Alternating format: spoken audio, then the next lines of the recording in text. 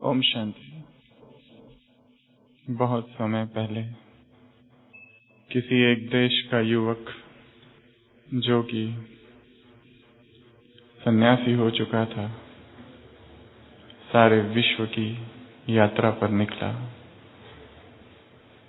सारे विश्व में, गांवों में, राजधानियों में, शहरों में, हर स्थान पर घूमा।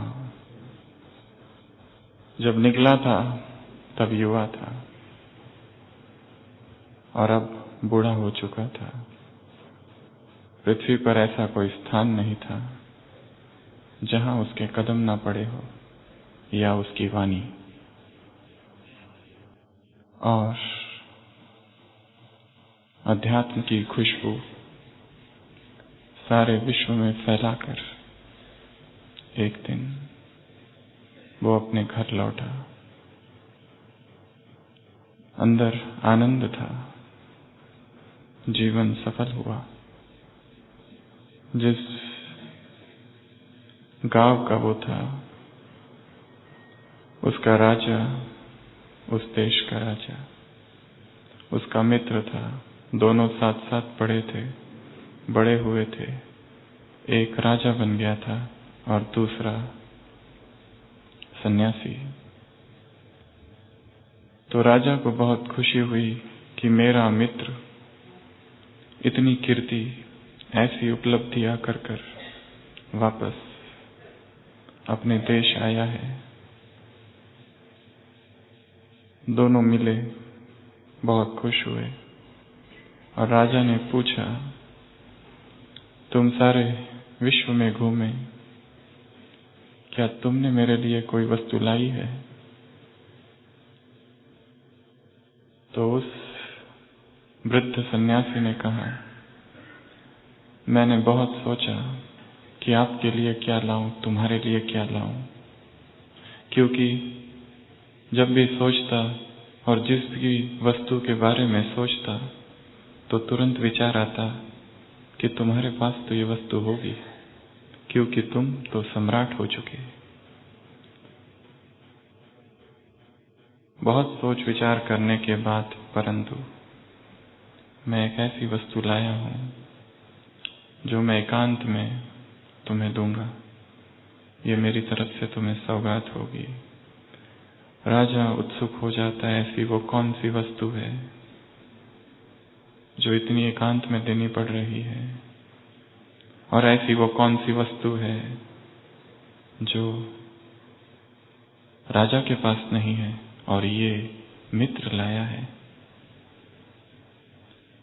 तो वो अंदर ले जाता है और अपनी झोली से, उस फटी हुई झोली से एक छोटी सी वस्तु निकालता है और उस राजा को देता है। राजा उस वस्तु को उलट पुलट करके देखता है। वस्तु बहुत ही साधारण थी। वो एक आईना था। राजा उस आईना को देखता है और पूछता है, ये क्या है? वो वृद्ध सन्यासी कहता है, ये एक आईना है। कहने में तो ये बहुत सस्ता है, पाई पैसे का है, परंतु ये आईना मैं तुम्हारे लिए इसलिए लाया हूं कि इस आईना में तुम देख सको, अपने आप को देख सको, क्योंकि संसार में ऐसे बहुत कम लोग हैं जो अपने आप को देख सकते हैं। ऐसा आईना संसार की आत्माओं के पास बहुत कम है जिसमें वो अपने आप को देखे, अपने जीवन को देखे, अपनी सफलताओं को और विफलताओं को देखे, अपनी भावनाओं को देखे, अपने विचारों को देखे, अपने लक्ष्य को देखे, क्या खोया क्या पाया ये देखे। जिस दिन तुम इस आईने में वास्तव में स्वयं को देख लोगे, उस दिन यह आईना तुम्हें उपलब्ध हो जाएगा। है ये साधारण आईना, परंतु जब तुम इस आईना में देखोगे, तुम्हें मैं याद आऊंगा और ये भेंट याद आएगी और ये याद आएगा कि ये आईना मैंने तुम्हें क्यों दिया। ये आईना तुम्हें निरंतर याद दिलाएगा कि तुम्हें स्वयं को भी देखना है। प्रजा को बहुत देख लिया, राज्य को बहुत देख लिया, व्यक्तियों को बहुत देख लिया, संपदा बहुत देख ली, परंतु एक व्यक्ति जिसे कोई नहीं देखता वो हम स्वयं है। क्या ऐसा भी कोई आईना है जिसमें हम स्वयं को देख सके? क्या हुआ उस राजा का? कहानी अधूरी है। क्या वो राजा अपने आप को देख पाया? क्या वो आईना उसका अपना बन पाया? पता नहीं, परंतु क्या हमारे पास ऐसा कोई आईना है जिसमें हम स्वयं को देख पाए, निरपेक्ष रूप से देख पाए, वैसा ही देख पाए जैसे हम हैं? कोई आडंबर नहीं, कोई झूठ नहीं, कोई दंभ नहीं, कोई हिपोक्रेसी नहीं। जो हम हैं वैसे ही। हर एक को ऐसे आईने की तलाश है और भगवान ने आकर हमें ऐसा आईना दिया है। वो आईना हमारे पास है, परंतु संभवतः हम भूल चुके हैं।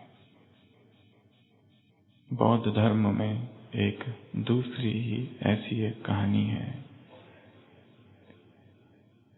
अन्यदंता नाम की एक बौद्ध भिक्षुनी जो बहुत प्रतिभाशाली है, उसे एक दिन ऐसा भ्रम हो जाता है या वो ऐसा देखती है कि कहानी में बताया गया कि जब भी वो आईना देखती है तो उसे लगता है मेरा सिर उस आईने में है ही नहीं, और विक्षिप्त हो जाती है, पागल हो जाती है। जब जब आईना देखती है उसे ऐसा ही आभास होता है कि मेरा सिर ही नहीं है। सबसे जाकर कहती है कि मेरा सिर कहाँ गया। सब उसे बहुत समझाते कि ये रहा तुम्हारा सिर, तुम्हारा सिर है, परंतु वो मानने को तैयार नहीं। कैसी अजीब सी बीमारी उसे हो जाती है कि वो कहती है कि मेरा सिर ही नहीं, पागल हो जाती है, पागलपन जैसा व्यवहार करती है। परंतु दूसरे रहने वाले आश्रम में, उस विहार में, उसे समझाने के बावजूद भी वो जब नहीं सुनती तो एक दिन उसे एक कुर्सी से बांध दिया जाता है ताकि वो कुछ अपना ही नुकसान न कर दे। उसे फिर समझाया जाता है कि ये रहा तुम्हारा सिर, परंतु वो नहीं मानती। और तब एक भिक्षु एक लकड़ी लेता है और जोर से उसके सिर पर मारता है और तब वो चिल्लाती है आह। वो भिक्षु कहता है ये रहा तुम्हारा सिर। एक ऐसे आघात की आवश्यकता है जो हमें बता दे कुछ खोया ही नहीं था, वो हमारे पास ही है, परंतु विस्मृत हो गया है, परंतु भ्रम हो गया है कि हमारे पास नहीं है, और उसे ही ढूंढ रहे हैं जो हमारा वास्तविक स्वरूप है। एक ऐसा जबरदस्त आघात चाहिए, एक ऐसा झटका जहां चेतना जाग जाए। ज्ञान ऐसा कोई नहीं जिसके पास नहीं, ज्ञान की ऐसी कोई पॉइंट नहीं, कोई बात नहीं जो कोई जानता ना हो।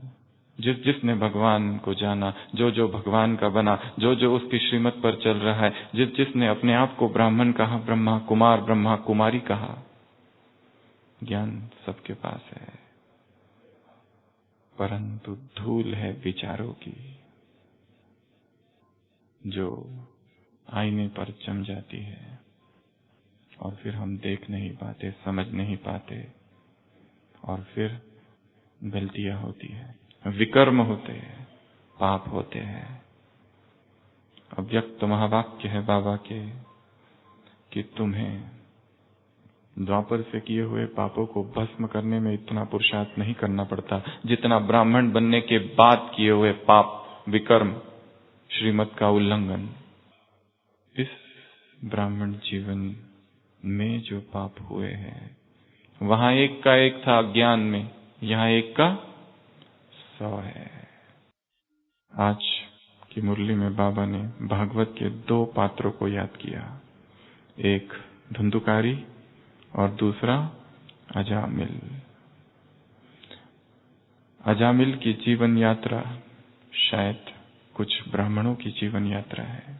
अजामिल श्रेष्ठ ब्राह्मण था, वर्तमान समय जो कन्नौज है वहां रहने वाला, जिसने सभी शास्त्रों का अध्ययन किया था, जो पूजा पाठ करता था, भक्ति परायण था, पुण्य कर्म करता था, दान पुण्य में उसकी रुचि थी, श्रेष्ठ पुरुषार्थ जीवन का चालू था और सबसे महत्वपूर्ण एक श्रेष्ठ ब्राह्मण था। उस अजामिल की कहानी हो सकता है सूक्ष्म रूप से हमारी ही कहानी है, और एक दिन जंगल में विहार करते हुए विकार का एक दृश्य उसने देख लिया। किसी प्रेम प्रसंग को उस धार्मिक चित्त में वासनाएं आंदोलित होने लगी, उस भक्तिपरायण चित्त में आकर्षण हुआ देह का। अब तक का जीवन श्रेष्ठ था, महान था, पर कुछ देख लिया और देखते हुए स्वयं को समझाया कि नहीं देखना है, परंतु रोक नहीं पाया क्योंकि मीडिया, इंटरनेट प्रभावशाली है।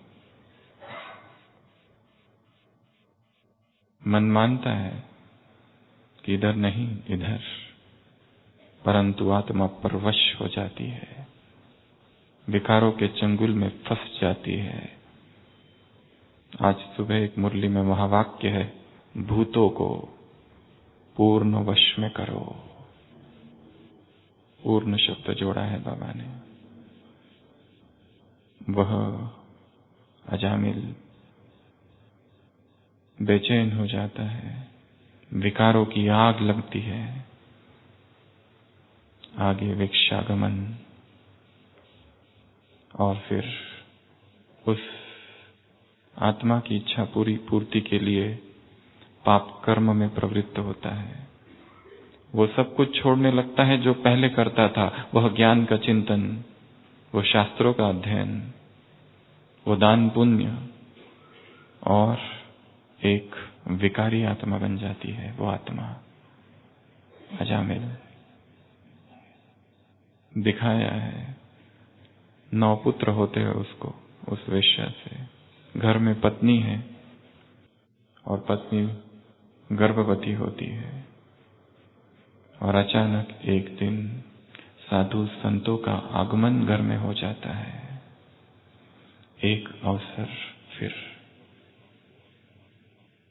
महान जीवन से कनिष्ठ जीवन में आ गया, परंतु नियति ने फिर एक अवसर दिया। महान आत्माओं का संग, महान आत्माओं का सत्संग, महान आत्माओं की वाणी, श्रेष्ठ पुरुषार्थी आत्माओं का संग, बाल ब्रह्मचारी आत्माओं का संग, संतों का उसके घर पर आना। तब अजामिल घर नहीं रहता है, उसकी पत्नी स्वागत करती है, भोजन खिलाती है, वो प्रसन्न होते हैं और उन्हें समझ में आता है कि यहाँ का जो ब्राह्मण था शायद बहुत श्रेष्ठ था, परंतु अब गिर गया है। नियम और मर्यादा और धारणाओं से गिर जाना अर्थात पतित बनना, सूक्ष्म मर्यादाओं का बार बार उल्लंघन करना अर्थात पतित बनना। वो उसे एक राय देते हैं कि यदि तुम्हारा बेटा जन्म लिया, उसका नाम नारायण रखना। ब्रह्मा बाप के जीवन में भी यही कहानी है। भक्ति काल में किसी गुरु ने कहा था अपने बेटे का नाम नारायण रखना, और वैसे ही होता है। बेटा जन्म लेता है अजामिल का मोह अपनी पत्नी की तरफ और अपने बेटे में बहुत ज्यादा हो जाता है, डूब जाता है, और फिर अंत समय आता है, पाप आत्मा का अंत समय। परसों मुरली थी, जैसे बाप की महिमा अपरंपार है, विकर्मों की दुर्दशा भी अपरंपार है। तड़पता है, पुकारता है, मरणासन्न है, और अपना बेटा याद आता है, नारायण नारायण नारायण। एक तरफ से विष्णु के पार्षद आते हैं, दूसरी तरफ से यमदूत।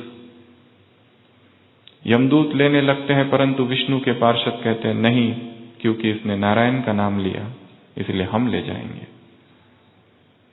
और अंततोगत्वा वो विष्णु लोक में ही पहुंचता है, पाप करने के बावजूद, क्योंकि एक अवसर ऐसा दिखाया भागवत में उसको मिला कि उसने अंत समय चाहे गलती से ही सही नारायण का नाम लिया ना, इसलिए वो नरक में नहीं जाएगा। ऐसी ढेर सारी कहानियां शास्त्रों में भरी पड़ी है। आज सुबह की साकार मुरली, बाबा ने कहा जो श्रीमत पर नहीं चलते उन्हें अजामिल कहा जाएगा।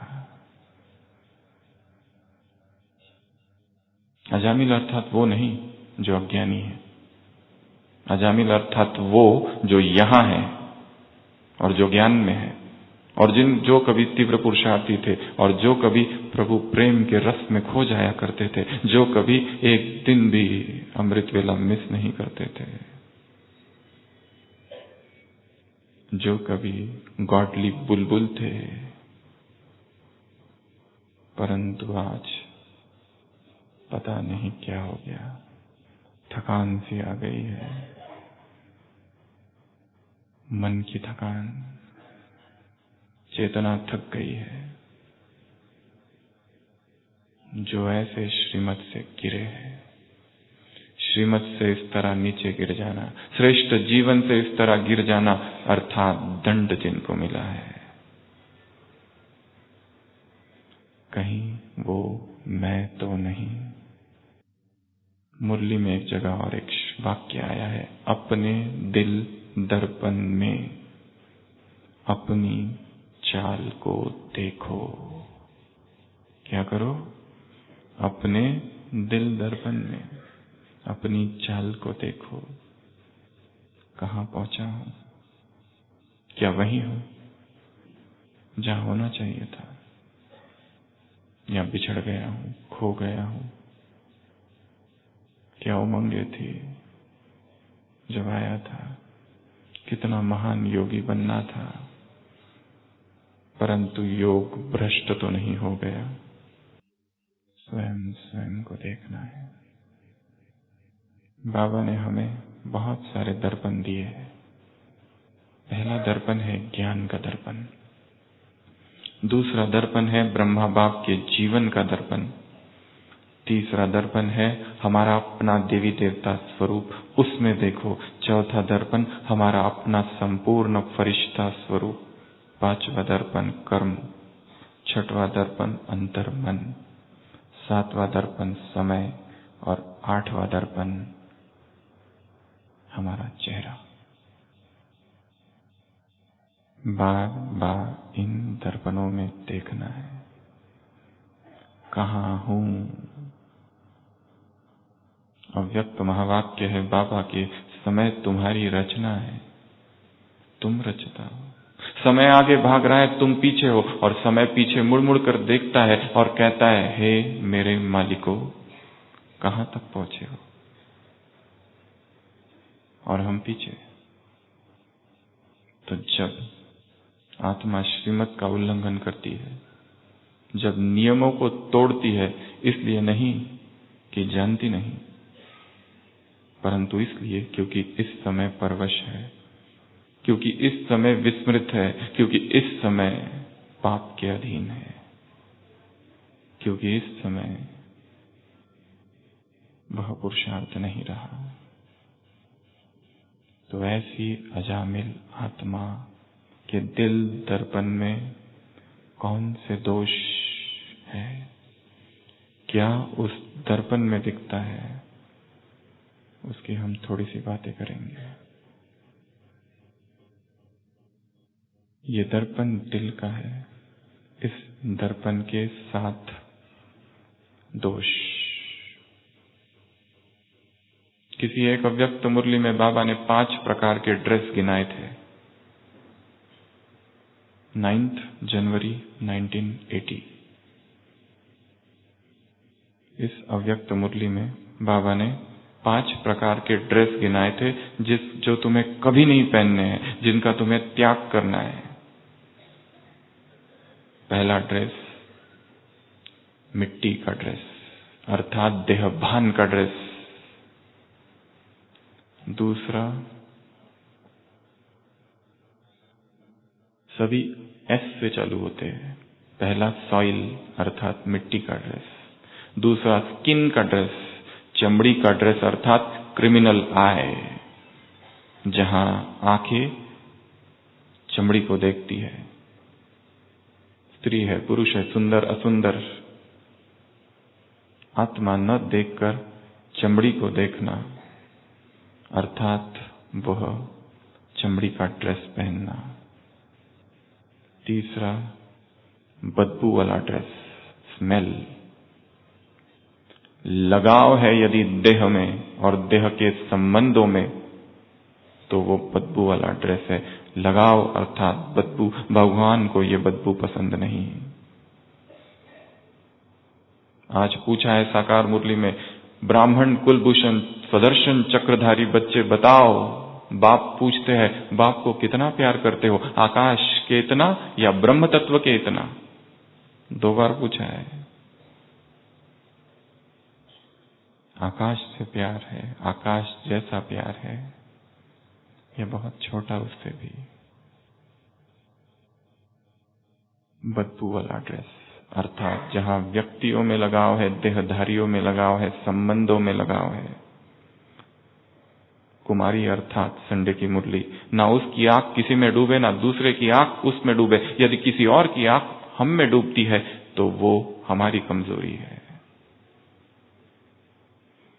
शायद हमने ऐसी कोई चलन चली है, इसलिए उसका आकर्षण हम में हुआ है। शायद हमने किसी को इम्प्रेस करने का सूक्ष्म में प्रयत्न किया है। चौथी ड्रेस है दाग वाली ड्रेस, अवगुण देखने की वृत्ति। बार बार अवगुण देखते देखते अवगुण रूपी दाग आत्मा में फंस गए, समा गए। और 5वीं ड्रेस है सबसे खतरनाक। कोई बता सकेगा कौन सी है? खून के दाग, रक्त रंजित, ब्लड स्टेन्ड। एक है बैड स्टेन्ड दाग वाली, एक है रक्त रंजित। बार बार सब कुछ जानते हुए, सब कुछ पता होते हुए भी विकर्म करना, पाप करना, कुकर्म करना, श्रीमत का उल्लंघन करना, अर्थात उस ड्रेस में आग, रक्त के दाग है। इन 5 में से कहीं हमने कोई ड्रेस तो नहीं पहन रखी है। दिल दर्पण में देखना है। और जो अजामिल आत्मा है और जो पाप कर्म में प्रवृत्त हो रही है, पाप की परिभाषा बहुत सूक्ष्म है। भगवान ने जो ज्ञान में पाप की परिभाषा दी है, एक साकार मुरली में तो बाबा ने कहा था, जब जब तुम देह को देखते हो तो पाप करते हो। इतनी बड़ी परिभाषा दी थी कभी। तो इस आईने में 7 दोष है। किसके आईने में? अजामिल सी बनी हुई आत्मा के दिल दर्पण में। और यदि मैं वो हूं तो मुझे इन एक एक दोषों को निकालना है। सबसे पहला दोष इस दर्पण में, इस आईने में, इस मिरर में है धूल।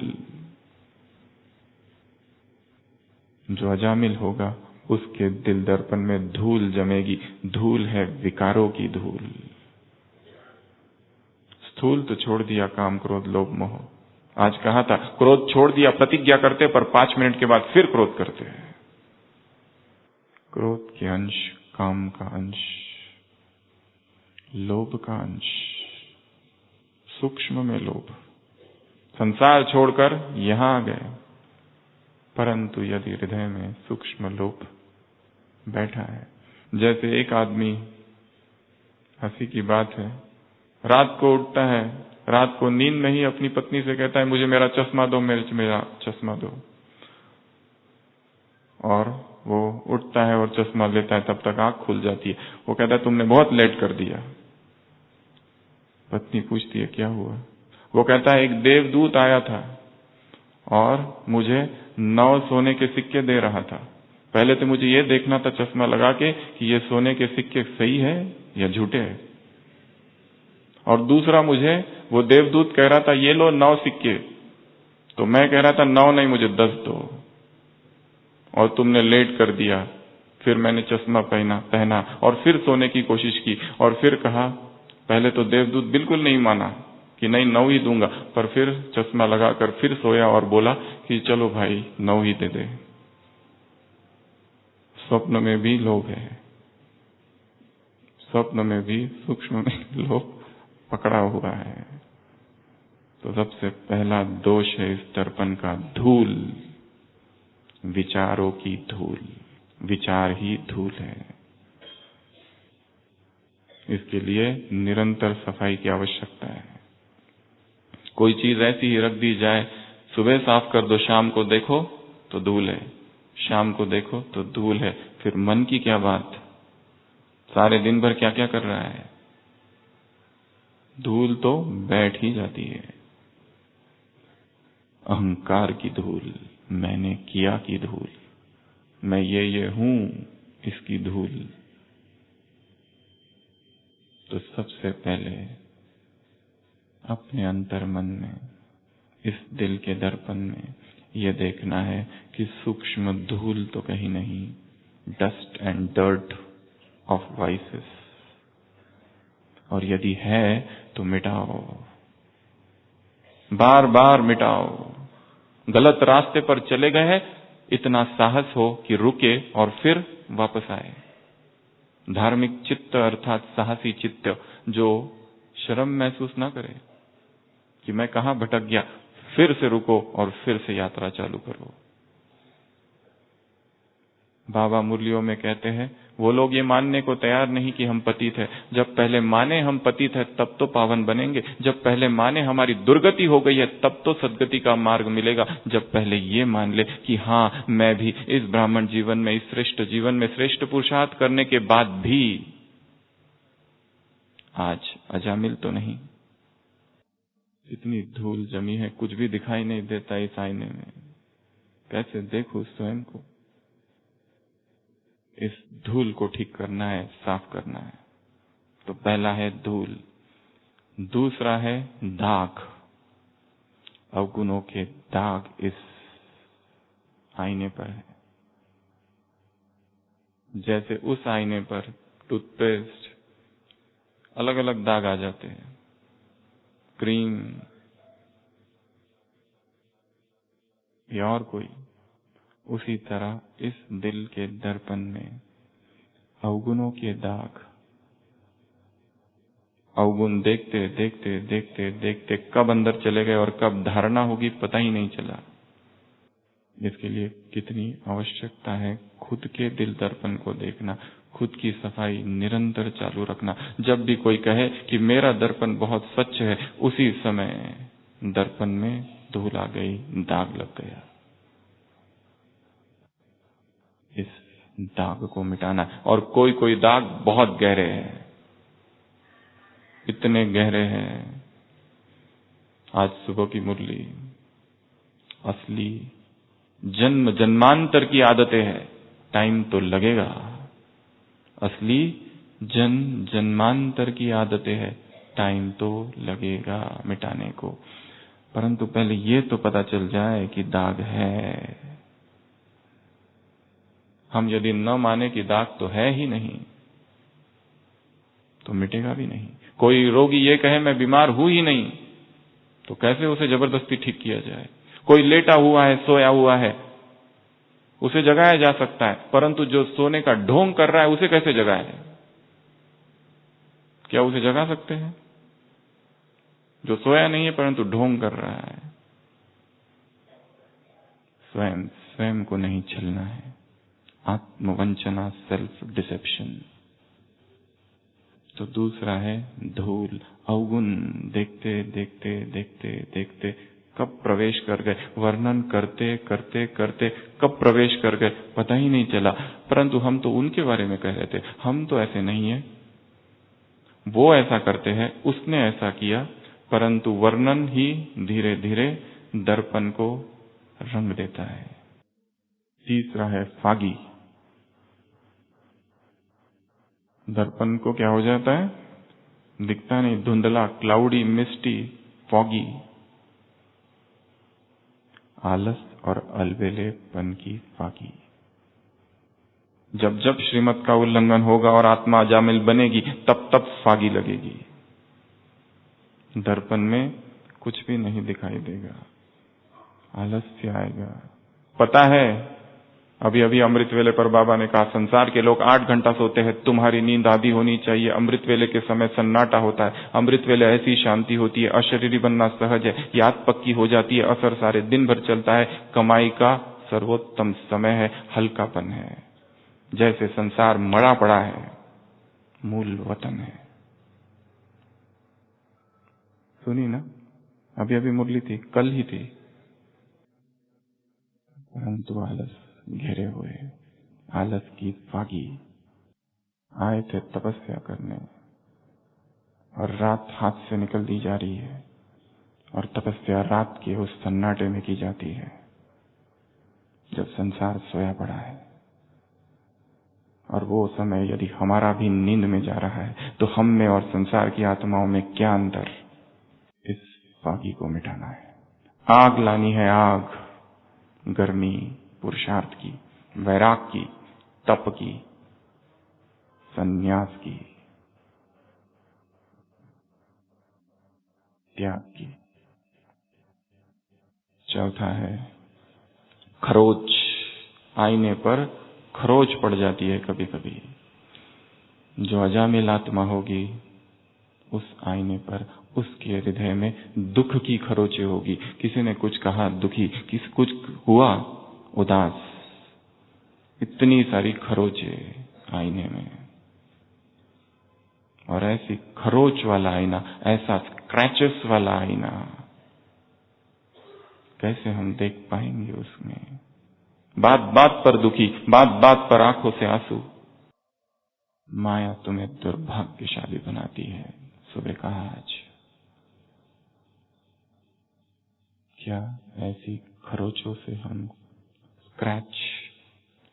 स्क्रैचेस प्रूफ बन सकते हैं? बनने की विधि है श्रीमत। बाकी और उसके बाद खरोच। खरोच के बाद है 5th रफ सरफेस। वो जो सरफेस है रफ हो गया है, खुरदरा वो सरफेस हो गया है, अर्थात अप और डाउन, अप और डाउन, अर्थात मन में हलचल। थोड़ा सा कुछ हुआ कि हलचल इधर।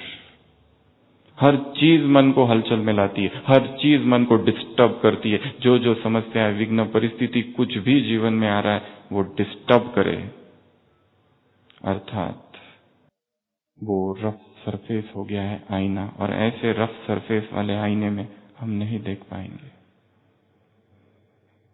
आज के वरदान में कहा है प्रकृति जीत आत्मा जहां कदम रखेगी, जहां तुम्हारा स्थान होगा, नुकसान नहीं होगा। उधर सूली, इधर कांटा होगा। हिलेंगे नहीं, धरती हिलेगी, तूफान आएंगे, परंतु इधर कांटा होगा केवल, उधर सूली। ये अवस्था नहीं रहेगी अचल अडोल वाली। हिलेगी, चीजें हिलाएगी, बार बार हिलाएगी। क्यों हिला रही है? क्योंकि आत्मा अंदर से श्रीमत से जुड़ी नहीं है। भगवान का तलाक दे दिया है उसी के घर में रहकर। कहा ना सुबह, मैं साजन, मुझे डिवोर्स, मैं तुम्हें शोक वाटिका में ले जाने आया हूं। बाप क्या करे, पर ट्रेटर बन पड़ते हैं। एक ट्रेटर वो है जो यहां से चले गए, एक वो है जो उसी के घर में है, परंतु उसके श्रीमत को न मानना ही ट्रेटर बनना है। उसे मन ही मन फारकती दे देना ही ट्रेटर बनना है। अमृत वेले स्वयं को ईश्वरीय प्रेम और शक्तियों से न भरना ही ट्रेटर बनना है। मुरली का रस न लेना, मुरली का रस खत्म हो जाना, रग रग में मुरली न समाना ही ट्रेटर बनना है। तपस्या की अग्नि न जलना ही ट्रेटर बनना है। ऐसा रफ सरफेस यदि मेरा हो गया है तो उसे ठीक करना पड़ेगा। इस हलचल को फिर से ठीक करना पड़ेगा। अगला है दरारें। इस आईने पर क्रैक्स, फ्रैक्चर्स, दरारें पड़ी है। ये दरारें है डिसहार्मनी की, असामंजस्यता की। हृदय में द्वंद्व चल रहा है, अंतर्द्वंद हर चीज में। मन कहता है ये करना चाहिए, मन कहता है श्रेष्ठ पुरुषार्थ करूं, परंतु विकार, आदतें परवश करती है नहीं करने में। ऐसा अंतर्द्वंद की स्थिति, अर्थात इस दिल के दर्पण में दरारें है, कंफ्यूजन है, मुंझा हुआ चित्त है, क्लियर कट नहीं समझ में आ रहा है क्या करूं और क्या नहीं।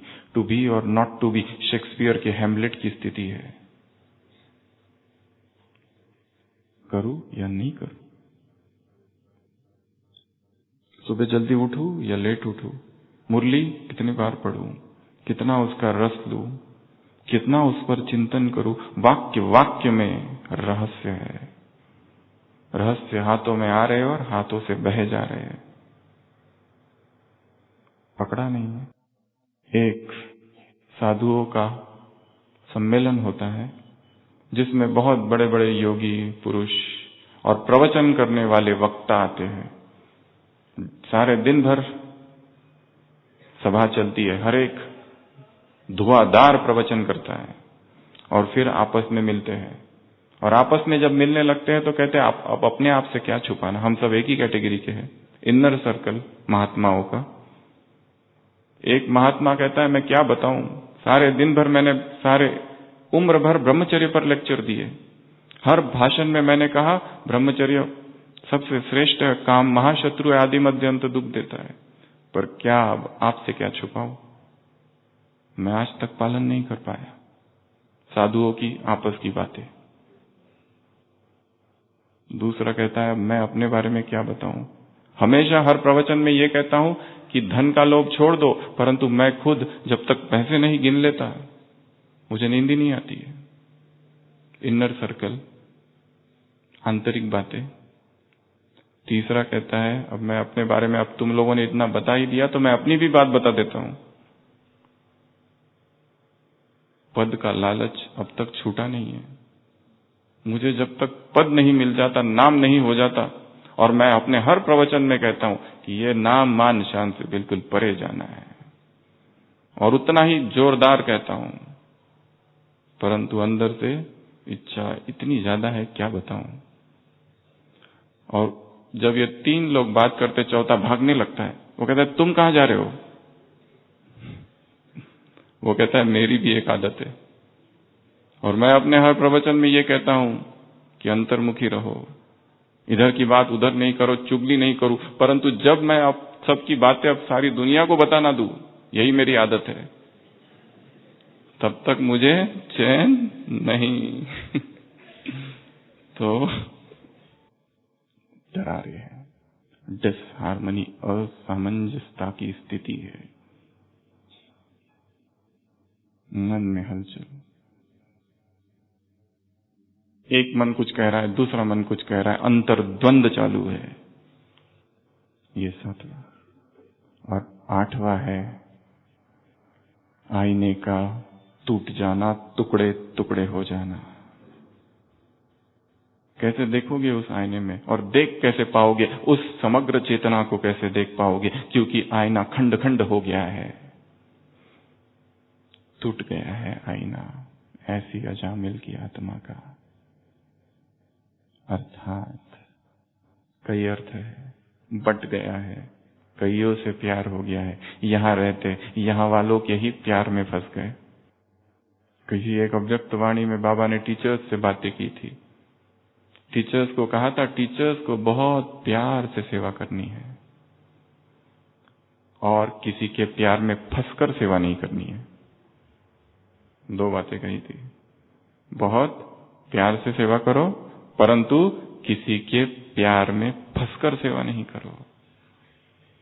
तो जहां दिल के टुकड़े हुए हजार, इधर उधर उधर। अव्यक्त महावाक्य है, बाबा से डबल विदेशियों से मुलाकात। पहले तुम्हारे दिल के टुकड़े हजार हुए थे, बाप ने आके सारे टुकड़े जोड़े हैं, इसलिए अब तुम्हारा केवल एक बाप से प्यार है। इसलिए विदेशी उस सभा में हार्ट शेप का कुछ बनाकर हिला रहे थे, बाबा को दिखा रहे थे, जिसमें लिखा था मेरा बाबा। तब बाबा ने ये वाक्य कहे थे। और दिल के टुकड़े अर्थात क्योंकि लंबे समय से श्रीमत का उल्लंघन किया है, छुरा घोपा है चेतना में स्वयं की, विवेक को मारा है, रक्त रंजित है वस्त्र, श्वेत बाहर से है, अंदर से लाल लाल है। श्वेत बाहर से दृश्य है, परंतु अदृश्य में खून के दाग है। इसलिए उदासी जी छा गई है। भगवान मिला परंतु पता नहीं, न मालूम क्यों मन उदास ही रहता है। क्यों कुछ करने की इच्छा नहीं होती, उठने की इच्छा नहीं होती, मुरली चिंतन करने की इच्छा नहीं होती, मुरली डिस्कशन की इच्छा नहीं होती है, सेवा की भी इच्छा नहीं होती है। सेवा हो रही है परंतु नाम मात्र, मुख बोल रहा है, दिल कहीं और है। मुख पर उसका नाम, हृदय उदास। टुकड़े टुकड़े हो गए, उदासी छा गई, डिप्रेशन, फ्रस्ट्रेशन, नींद नहीं, रात रात गुजरती है। ऐसे ही करवटों में क्यों ये स्थिति? सूक्ष्म कारण है, कहीं ना कहीं श्रीमत का उल्लंघन हो रहा है। तो अजामिल के दिल दर्पण में ये 7 चीजें हैं। पहला, धूल, विकारों की धूल को साफ करना है। दूसरा, दाग, अवगुण भर गए हैं कहीं ना कहीं से, निकालने हैं। तीसरा, फागी, फिर से आलस आ गया है, कहां से आ गया पता नहीं, परंतु जो है उसी को आलस ही कहा जाएगा। हम उसे ढक रहे हैं सेवा में व्यस्तता का नाम देकर, परंतु है वो आलस। चौथा, खरोच, दुखी है, उदास चित्त है। यदि ऐसा मन में दुख समाया है, दुख का कारण ढूंढो। दुखस्य कौन कारणम, क्या कारण है इस दुख का? सब कुछ मिलने के बाद भी दुखी है, क्यों? खुशी को नहीं छोड़ो, सेवा को छोड़ दो, भगवान के महावाक्य है। इतना महत्व है भगवान ने दिया खुशी को। अगला, खुरदरापन, रफ सरफेस हो गया, हलचल ही हलचल है। हलचल के जगत में भगवान ने पूछा है, तुम्हारा यादगार क्या है, अचल घर या चंचल घर? हाथ भी उठवाए थे किसी मुरली में, जिनका यादगार चंचल घर है वो हाथ खड़ा करो। जो हिलते रहते हैं, डोलते रहते हैं। हवा आई और डोलना चालू, परिस्थिति आई और डोलना चालू, किसी ने कुछ कहा, डोलना चालू, गलत व्यवहार किसी का, डोलना चालू। आंसू तो यहीं रखे, किसी को बटन दबाने की देरी है, बस बटन दबा और धाराएं चलती है। महात्मा गांधी ने कहीं लिखा है, संसार के लोग यदि पत्नी मर जाए, पति मर जाए तो बकेट बकेट भरकर आंसू बहाते। भगवान के लिए आंसू बहाने वाला कौन है संसार में? खुरदरापन। अगला है क्या? क्या? दरारें पड़ी है आईने में। जिस आईने में दरारें पड़े उसको रखा जाता है, अपशकुन माना जाता है संसार में, फेंक दिया जाता है टूटा हुआ आईना। यहां जीवन ही टूट गया है, जीवन में दरारें हैं। एक मन ये कहता है, एक मन कुछ कहता है। एक मन कहता है कि ये करना चाहिए, दूसरा कहता है नहीं ये भी जरूरी है। और द्वंद्व है, निरंतर द्वंद्व, अंतर मन में द्वंद्व। और लास्ट है टुकड़े टुकड़े हो गए हैं आईने के, उदासी छा गई है। पुनः स्वयं को जागृत करना है, उत्तिष्ठ जागृत। पुनः स्वयं को जगाना है। कौन जगाएगा? हमें खुद ही जगाना पड़ेगा। स्वयं का दीपक स्वयं बनना पड़ेगा। किसी को बैसाखी नहीं बनाना अपनी। कोई व्यक्ति, वस्तु, स्थान, समय कोई हमारा नहीं, हमारे केवल हम हैं और हमारे साथ वो है। कुमारों से मुलाकात, संडे की मुरली, यदि किसी की याद आ जाए, किसी संबंध की याद आ जाए तो उसी संबंध से बाप को याद करना। तो बीमारी की हालत में भी, सोए सोए भी ऐसा भोजन बनाएंगे जैसे कोई और आके बना के गया। ऐसे स्वयं को जगाना है। हे योगी आत्मा जागो।